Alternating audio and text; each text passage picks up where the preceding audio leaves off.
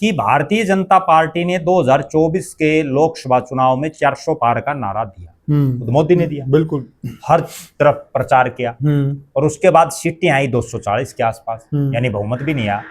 उसके बावजूद मोदी साहब ने एक बार भी ये जिम्मेदारी नहीं ली कि ये जो कम सीटें आई ये मेरी वजह से।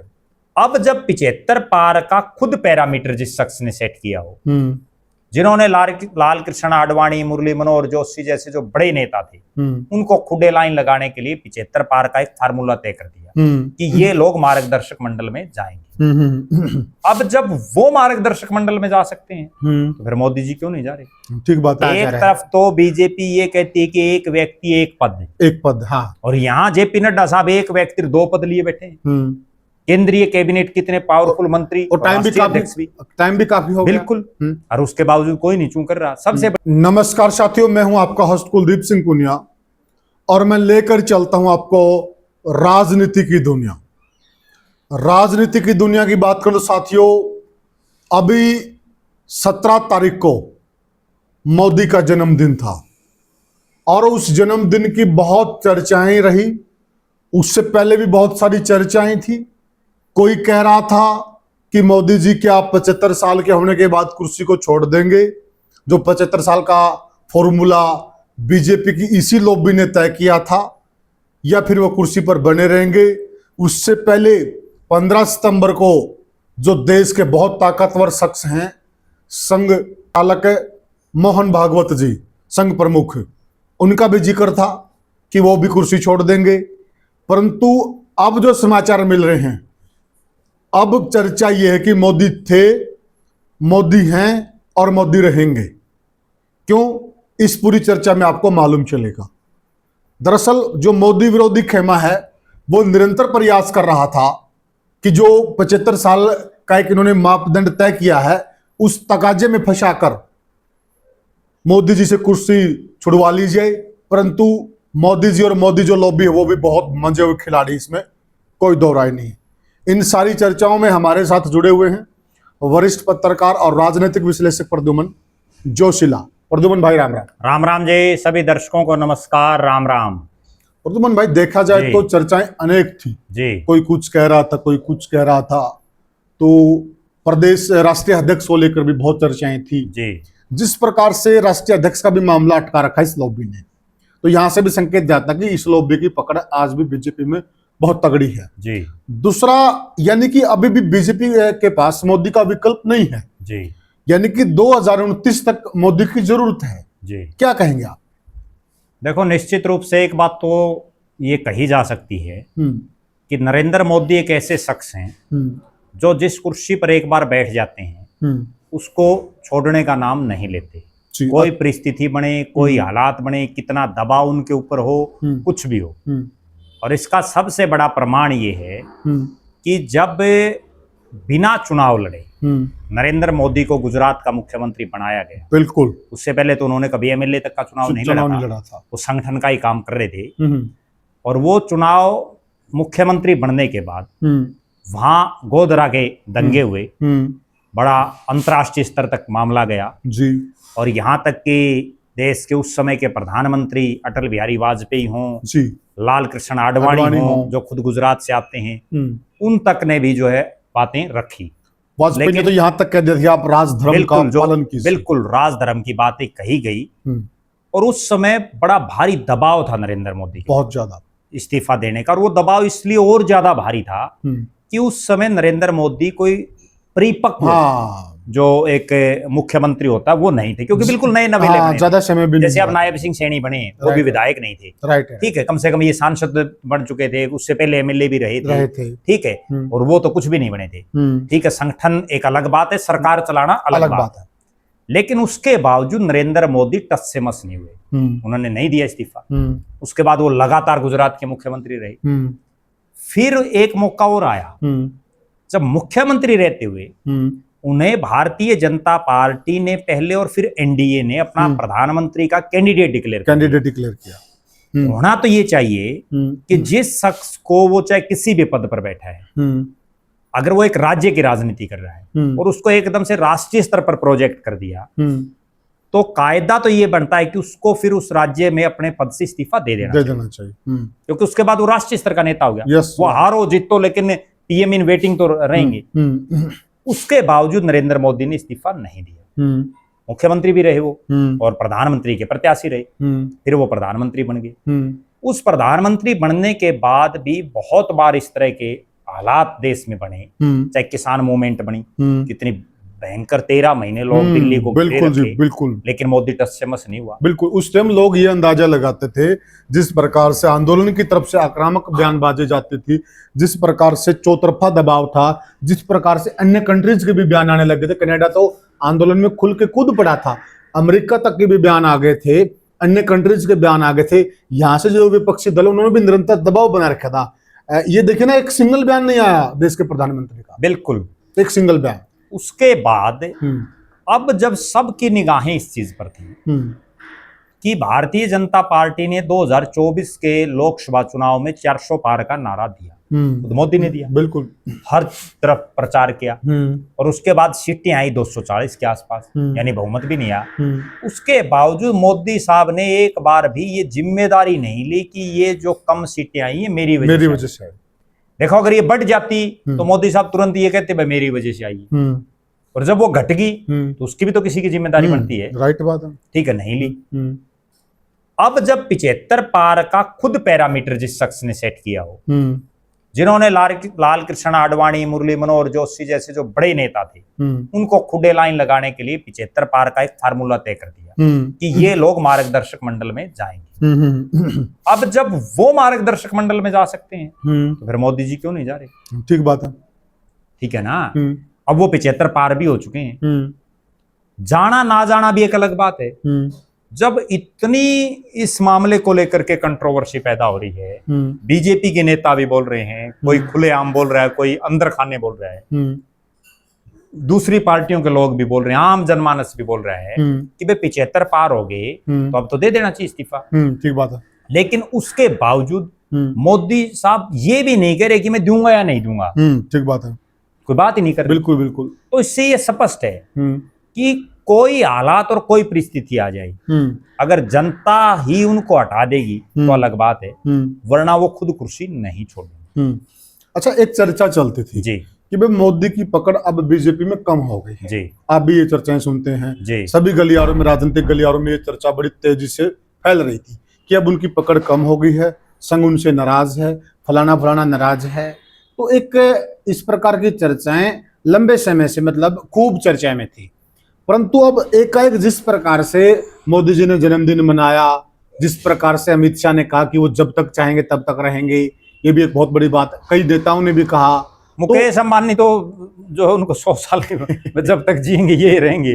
तो मतलब कहीं न कहीं ये सारी कोरी अफवाह थी। फिर ये देखो, निश्चित रूप से मैंने जो एक बात बताई आपको कि वो इस कुर्सी को नहीं छोड़ना चाहते, और वो नहीं।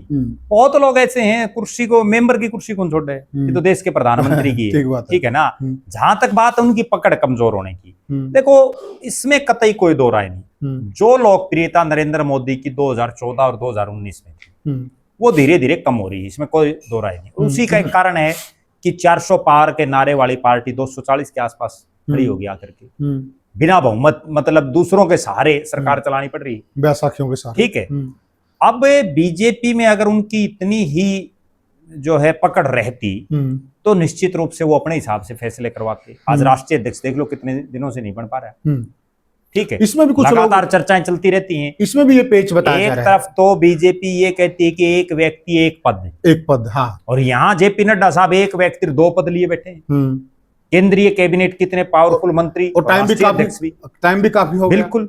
और उसके बावजूद कोई नहीं चूक कर रहा। सबसे बड़ी बात क्या है, कांग्रेस आज विपक्ष में है। कांग्रेस में तो जिला प्रधान नहीं बना हुआ है तो भी चूं हो जाती है, बना दिए तो भी हो जाती है। और बीजेपी चूंकि आज सत्ता में है, लोग सत्ता के साथ टकराना नहीं चाहते। ठीक है, तो यही नरेंद्र मोदी था।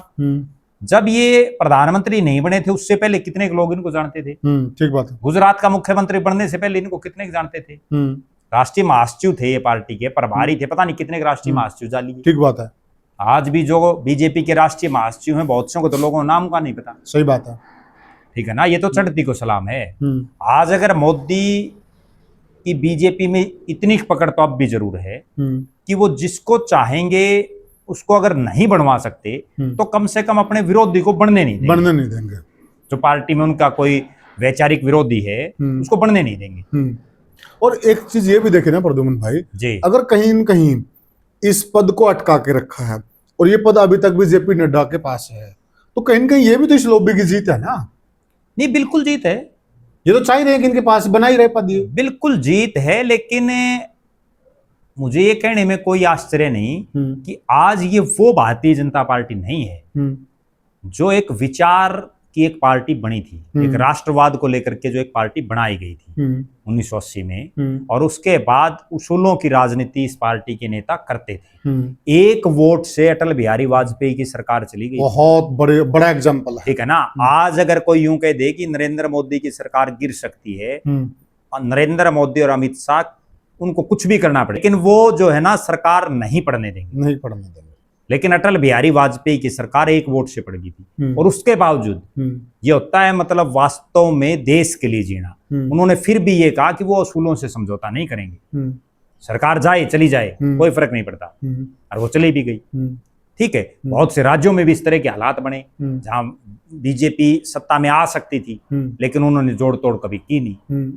ठीक है, आज हालात ये है कि बड़ी बड़ी सरकारें गिराई जा रही हैं, ठीक है ना, इस तरह के कानूनों में अमेंडमेंट किए जा रहे हैं, लेकिन कोई नहीं बोल रहा देश में। ठीक बात है। वरना तो हालात ये है कि आज नरेंद्र मोदी और अमित शाह को छोड़ के बाकी जो मंत्रिमंडल है ना, लोगों को उनके नाम का ही नहीं पता। बहुत से लोगों को देश का कौन विदेश मंत्री है, कौन वित्त मंत्री है, ठीक है, कौन शिक्षा मंत्री है, मानव संसाधन विकास मंत्री, लोगों को दिमाग में नहीं है। अच्छा, सिर्फ दो ही फेस हैं, मोदी और अमित शाह। अच्छा, एक चीज ये ठीक है कि प्रद्युम्न भाई मोदी जी बने हुए हैं, मोदी जी की पकड़ मान लिया, तो क्या ये माने कि मतलब संघ भी बहुत ताकतवर है, इसमें कोई दो राय नहीं है। क्या संघ के पास भी अब कोई विकल्प नहीं है क्या? देखो, कड़वी सच्चाई ये है जो अभी आपने कही, कड़वी सच्चाई ये है 2005 से पहले या 2009 से पहले भी हम कह सकते हैं, बीजेपी में दो ही बड़े चेहरे थे, एक अटल बिहारी वाजपेयी, एक लाल कृष्ण आडवाणी। वैसे तो बहुत थे, लेकिन मेन ये दो थे। और इन दो के बाद तीसरा जो सबसे बड़ा चेहरा उस समय पैदा हुआ था वो था प्रमोद महाजन, लेकिन उनका आकस्मिक निधन हो गया। उसके बाद अटल बिहारी वाजपेयी तो 3 बार देश के प्रधानमंत्री बन गए, ठीक है। फिर 2004 में एक साइनिंग इंडिया का नारा देकर के लाल कृष्ण आडवाणी को आगे किया गया। 6 महीने पहले चुनाव करा लिए, ठीक है, नियत समय से पहले इसलिए चुनाव करा लिए कि भाई कांग्रेस के समझ में नहीं आएगी और हम साइनिंग इंडिया में बहा ले जाएंगे सिस्टम, और हो गया उल्टा, हो गया साहब मामला, कांग्रेस आ गई। 2009 में फिर लाल कृष्ण आडवाणी को पीएम इन वेटिंग डिक्लेयर किया गया, ये प्रधानमंत्री के कैंडिडेट हैं, क्योंकि वाजपेयी साहब तो बुजुर्ग हो चुके थे, वो भी चुनाव हार गए। 14 में फिर हालात यही थी, कोई विकल्प और था नहीं, भाई लाल कृष्ण आडवाणी को ही फेर करें। लेकिन फिर बीजेपी के लोगों ने भी मंथन किया, संघ वालों ने भी मंथन किया कि भाई आडवाणी के नाम पर 2 चुनाव हम हार चुके हैं, और उन 2 चुनावों में हार चुके हैं जिसमें एक बार तो हमारी सरकार थे और अच्छे खासे काम भी किए थे। उस समय अटल बिहारी वाजपेयी का बड़ा नाम था। आज जो मोदी का नाम है ना, इससे बड़ा नाम था उस समय अटल बिहारी वाजपेयी का। आज भले ही चाहे वो नहीं है इस संसार में, लेकिन उस समय बहुत बड़ा नाम था। फिर क्या हुआ, और उन्होंने कई काम करके भी दिखाए, और बड़ा इज्जत के साथ था। बिल्कुल, चाहे विपक्षी है ना, वो भी उनको इज्जत बख्शते थे। बिल्कुल बिल्कुल, उनको राजनीति में अजात शत्रु बोला जाता है। अजात शत्रु इसलिए बोला जाता है कि विपक्ष वाले भी उनकी सराहना करते थे, ठीक है। और वो करते भी इसलिए थे कि वो मूलतः ये नहीं है कि प्योर पॉलिटिशियन थे, वो कवि भी थे, वो लेखक भी थे, ठीक है ना, वो कविताएं लिखते रहते थे। तो उनका जो सोचने का, चिंतन करने का कहीं ना कहीं आम जो जनमानस है उससे थोड़ा सा ऊपर लेवल था।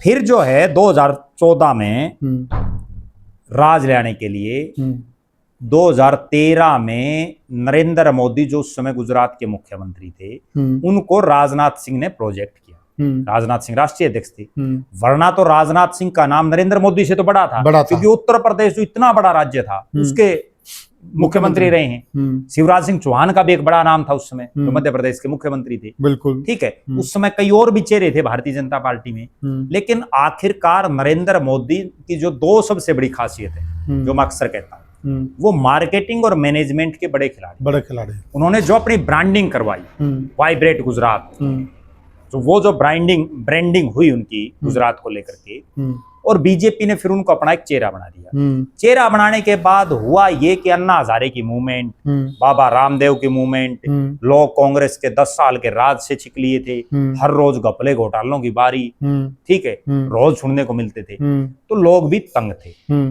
और उन्होंने, मेरा ये मानना है कि मोदी को जिताने के लिए नहीं बल्कि कांग्रेस को हराने के लिए वोटिंग, ठीक बात है, और उस हराने के लिए मैं मोदी को सूत आ गई, प्रधानमंत्री बन गए। 14 के बाद फिर क्या हुआ कि उन्होंने ये शुरू कर दिया कि कांग्रेस के या दूसरे जो क्षेत्रीय दल हैं, जितने मुख्य चेहरे हैं, उनमें से ज्यादातर को तोड़ लाओ किसी भी तरह से। किसी को मुख्यमंत्री बनाओ, किसी को मंत्री बनाओ, किसी को MP बनाओ, किसी को MLA, किसी को चेयरमैन, कुछ भी बनाओ, और वो कर दिया। कांग्रेस में हालात ये थी कि 10 साल तो वो राज, और उससे पहले भी वाजपेयी के राज को अगर छोड़ दें, या तो चरण सिंह के राज को छोड़ दें, VP सिंह के छोड़ दें, चंद्रशेखर के कुछ एक समय छोड़ दें, तो बाकी तो कांग्रेस ने किया है। तो कांग्रेस वालों को राज की ललक रहती थी, वो राज के बिना नींद नहीं आती। जिन जिन को नींद नहीं आती थी उनमें से कई बीजेपी ज्वाइन करके कांग्रेस हो गई डामाडोल, फिर 19 में भी जीत गए, अब 24 में फिर जीत गए। अब हालात और परिस्थितियां ये हैं कि फिलहाल कोई अल्टरनेट ही नहीं दिख रहा मोदी का बीजेपी में। क्यों? 2 बड़े चेहरे थे जो मोदी को टक्कर देते दिख रहे थे, बल्कि वो मोदी से सीनियर दिख रहे थे। एक सुषमा स्वराज और एक अरुण जेटली, दोनों अच्छे वक्ता थे, अच्छी पकड़ भी थी, और दोनों जिस ढंग से, जो अटल बिहारी वाजपेयी की एक छवि थी ना, आजाद शत्रु टाइप की, इस तरह से दोनों की छवि थी, वो सबसे मिलजुल करके रहते थे। बिल्कुल। नरेंद्र मोदी को तो थोड़ा दूसरे टाइप का लोग समझते हैं, भाई ये सही ढंग से जो है लोगों से ज्यादा घुलता मिलता नहीं, लेकिन वो दोनों मिलनसार थे। लेकिन उन दोनों का निधन हो गया।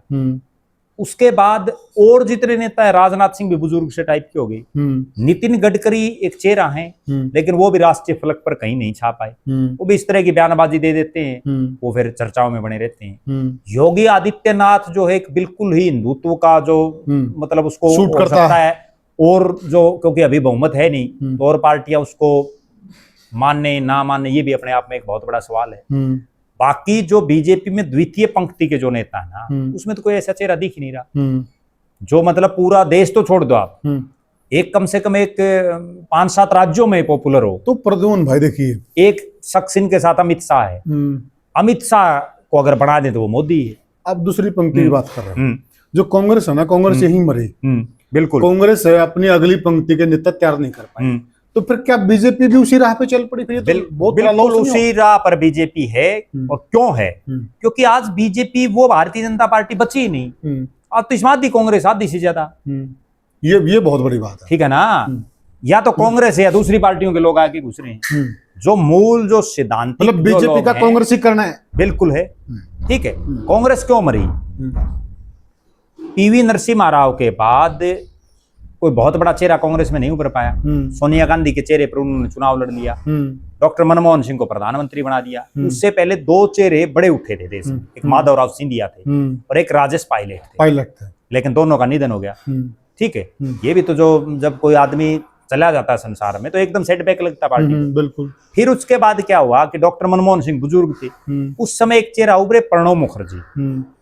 सबके दिमाग में ये था कि डॉक्टर मनमोहन सिंह के बाद प्रणब मुखर्जी प्रधानमंत्री बन सकते हैं, लेकिन उनको फिर राष्ट्रपति बना दिया। और वो थोड़े आक्रामक शैली के भी थे। दूसरा जो है, कांग्रेस की विचारधारा से अलग विचारधारा भी, बिल्कुल। तो कई चीजें ऐसी थी। फिर क्या हुआ, कांग्रेस में द्वितीय पंक्ति के नेता ही नहीं बचे।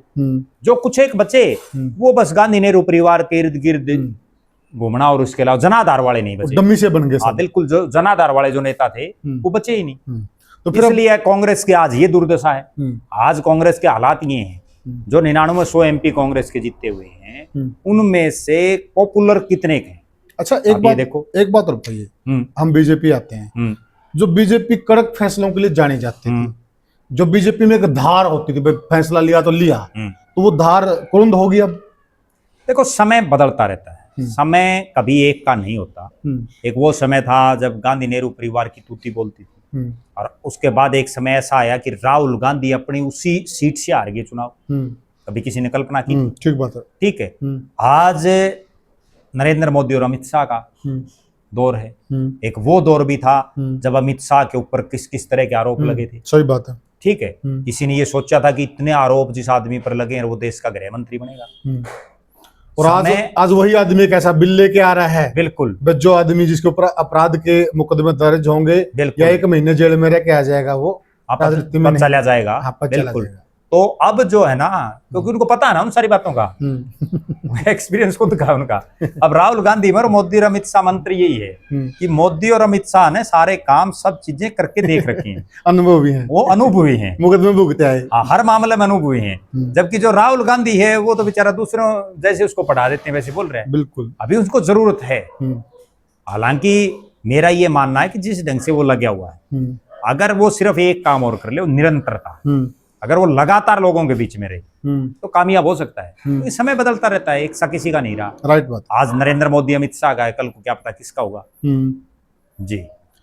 तो प्रद्युमन भाई, फिर अंतिम बात ये निचोड़ यही है कि विकल्पहीन बीजेपी धीरे धीरे होती जा रही है। बिल्कुल। और कांग्रेस की राह पर है, तो भविष्य में कहीं ये चीज बीजेपी के लिए अच्छी नहीं है, ये खुल के हम कह सकते हैं। बिल्कुल सही बात है। आज नरेंद्र मोदी का कोई अल्टरनेट नहीं है, और ना ही कोई अल्टरनेट पैदा करने का कोई प्रयास किया जा रहा है। एक प्रयास भी करना होता है जी। क्योंकि एक बड़ी गजब बात ये होती है, जिसको चौधर देनी होती है ना, उसको थोड़ा थोड़ा आगे बढ़ाना शुरू कर देते हैं। ठीक है, हमने बहुत बार देखा है, जब अटल बिहारी वाजपेयी के दौर में लाल कृष्ण आडवाणी को पहले थे वो गृह मंत्री, और उसके बाद जब यूं लगा कि भाई अगला चुनाव इनके नेतृत्व में लड़ना, तो उनको प्रधानमंत्री बना दिया था। ठीक है, वही चीज होती है। अब अमित शाह को जब यूं लगा कि मोदी प्रधानमंत्री का कैंडिडेट डिक्लेयर हो गया, उससे पहले तो अमित शाह तो कुछ भी नहीं था, वो तो गुजरात में गृह राज्य मंत्री रहा था बिल्कुल किसी समय। ठीक है, उसके बाद उसको क्या किया कि उत्तर प्रदेश का प्रभारी बना दिया। जैसे उसको उत्तर प्रदेश का प्रभारी बनाया, तो उसी समय ये लगने लगा था कि अब अगर मोदी का राज आ गया तो अमित शाह बड़ा पावरफुल होगा। और फिर उसी का परिणाम रहा कि जो ही लोकसभा चुनाव हुए, उनको तुरंत राष्ट्रीय अध्यक्ष बनाया गया। इतनी जल्दी प्रगति करने वाला और विरला ही नेता मिलता है। बिल्कुल। और आज भी देखा जाए ना, नड्डा हैं, वो ठीक हैं, लेकिन आज भी सारे फैसले वही ले रहे हैं। अमित शाह का फोटो लगा रहे हैं सारे, राष्ट्रीय अध्यक्ष तो वही है ना। अब एक चीज और सुनो, अब मनोहर लाल खट्टर थे, जैसे ही मुख्यमंत्री बनाना था उनको मोदी ने, तो उन्होंने पहला काम क्या किया, किसी को नहीं बताया। उसका खुद का गांव बनियानी, निंदाना, रोहतक में, वो या तो रोहतक से टिकट मांग रहा था या वो फरीदाबाद की तैयारी में था, फरीदाबाद या गुड़गांव में कहीं से मिल जाए, पंजाबी बाहुल एरिया से, और उसको टिकट दे दी करनाल से। जो ही उसको करनाल से टिकट दी, उसी समय स्पष्ट हो गया था भाई इसको कुछ ना कुछ बनाएंगे इसको। अब नायब सिंह सैनी को एक एमपी होते हुए जो ही प्रदेश अध्यक्ष बनाया, उसी समय लगने लग गया था। क्योंकि ये तो क्या है कि जिसको थोड़ी हवा बनाना होता है ना, उसको हवा देनी शुरू कर देते हैं, बस उसको वेट देना शुरू कर देते हैं। जी।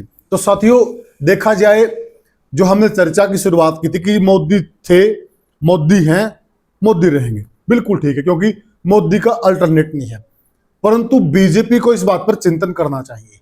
अगर बीजेपी दूसरी पंक्ति के नेता नहीं तैयार कर पाई, तो फिर धीरे धीरे हाल कांग्रेस वाला ही होगा। कांग्रेस ने भी एक समय में यही गलती की थी, और धीरे धीरे बीजेपी भी उसी राह पर चल रही है। आप मोदी से कितना परफॉर्मेंस कराओगे? उस बंदे ने आपकी तीसरी बार सरकार बनवा दी है, अब वो बीजेपी को कहां से लेकर कहां तक ले आया है। अब मतलब कितना निकालोगे आप? एक लिमिट होती है, एक परफॉर्मेंस की भी लिमिट होती है। कोई भी खिलाड़ी, उसकी भी एक लिमिट है। कोई भी इंजन है, कोई भी गाड़ी है, कोई भी व्हीकल, हर चीज की तो एक मतलब लिमिट है। तो मेरे हिसाब से मोदी जी ने जितना देना था बीजेपी को, बहुत कुछ दे चुके हैं। ठीक है, वो जब तक रहेंगे अच्छी बात है, परंतु बीजेपी को और संघ को इस विषय पे जरूर सोचना चाहिए कि वो दूसरी पंक्ति के जो बड़े नेता हैं, जिनको आगे मजबूत पद देना है, तो उनको अभी तराशना शुरू कर देना चाहिए, उनको अभी वेटेज देना शुरू कर देना चाहिए। वो उनके हित में रहेगा। बाकी हमने चर्चा की, पूरी विस्तारवादी चर्चा थी। आपको कैसी लगी हमें कमेंट सेक्शन में जरूर बताएं, और वीडियो को ज्यादा से ज्यादा शेयर करें, चैनल को सब्सक्राइब करें। फिर मिलेंगे किसी और वीडियो में, तब तक के लिए राम राम।